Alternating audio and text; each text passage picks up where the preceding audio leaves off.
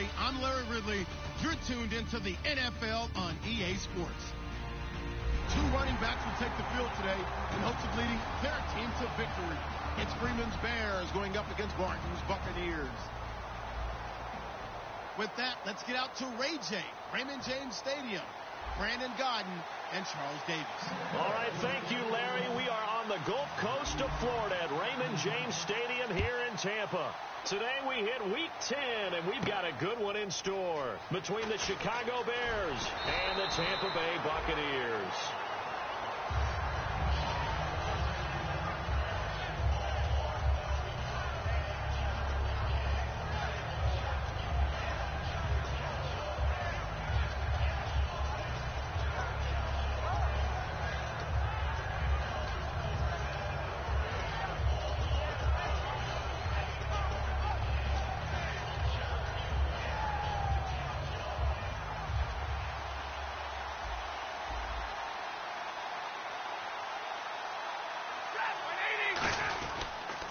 They'll run for the first time with Devontae Freeman.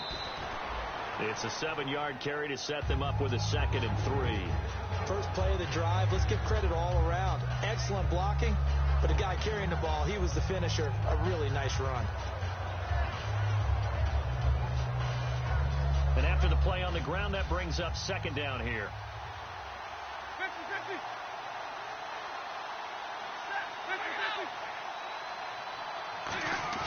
On 2nd down, here's Stafford.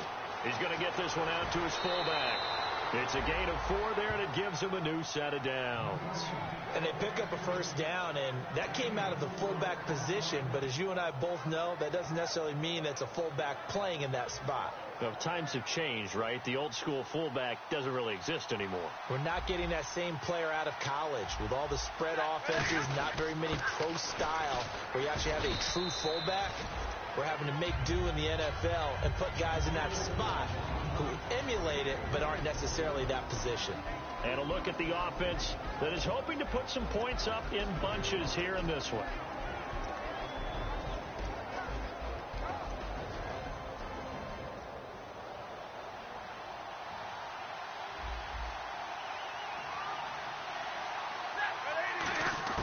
Here's Stafford now on 2nd down.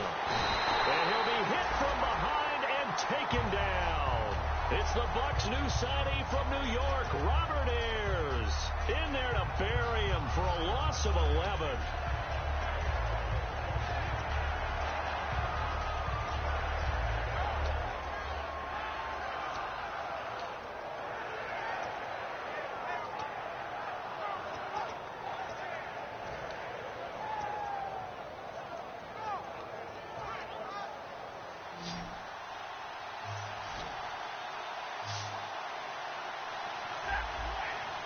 Defense really showing respect to the deep ball here, playing off the receivers.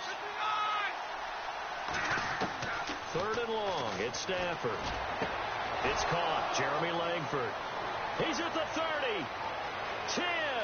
Touchdown, Chicago. Jeremy Langford, his 3rd touchdown now on the year. And the Bears have taken the early lead. And when a Hail Mary is completed for a touchdown pass like that, I think any defensive coordinator just puts their face right into their hands. I don't think there's any doubt about it, and I don't have stats in front of me. I don't have the empirical numbers that say that in recent years the Hail Mary pass has been completed more than it has been, but it feels that way, doesn't it? And I know the defenses are spending more time on it. I think the biggest mistake they make is that they play everything from behind the receiver. I think they've got to start getting people in front as well to try and knock the ball away.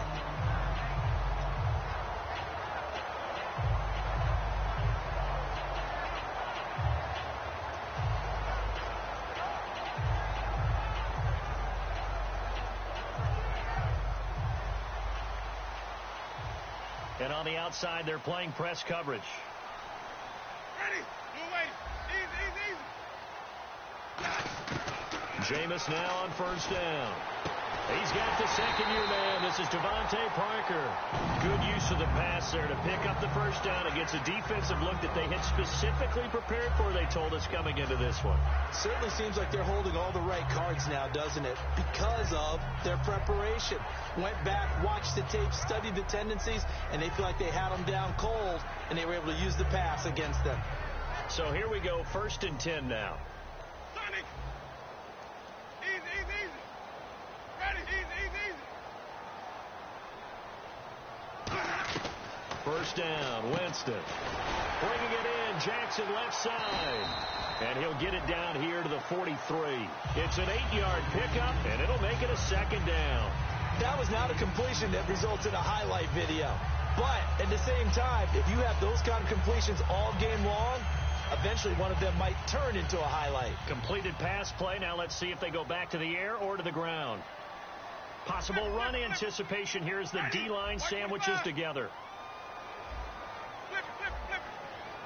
Well, we looked at each other right when he flinched. We knew that that flag was coming. Yeah, offsides, easy call, mark off the 5, and keep it moving. Frustrating for a defense, energizing for an offense. Finding a way to create that type of yardage in your running game, that'll make the guys carrying the ball very, very happy. So the offense has it 1st and 10.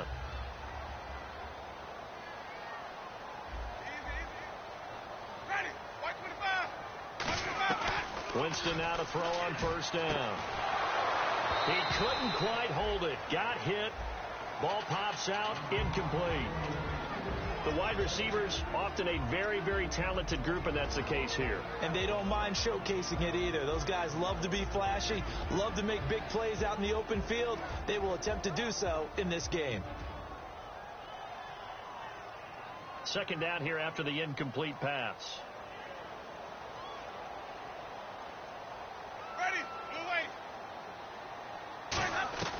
Throwing again, Winston on 2nd and 10. And he whips that one incomplete there. The starting 11 defensively for the Bears. Eddie Goldman's everything you want in a defensive tackle. A run stuffer who can move upfield and rush the passer. So a ways to go here on 3rd and 10.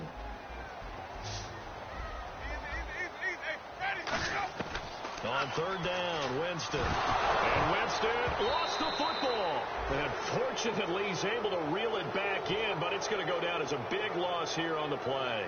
Well, that was a big oops right there. But how about his ability to correct it? Loses the football, able to get it back himself. Yeah, pounced right back on it, keeps possession. And this one's high, but not very far. Fair catch called for and made at about the 32-yard line. So a change of possession here on the punt. And the Bears take over. And now Chicago getting ready to go as they take the field. And that recipe on their last drive that resulted in a touchdown looked pretty good. So they'll be hoping to do that once more. It takes me back to when we sat with the offensive coordinator and the head coach. They felt pretty good about their game plan and thought there were some holes in the defense, and they exploited them the last time out. Let's see if they can come back and put together a similar drive. And we'll see if they can do just that. Rush coming, and he's taken down. Levante David in there to drop him, and it'll be a loss of about 8. Man, he got in there so quickly, Charles. What could the offense have done to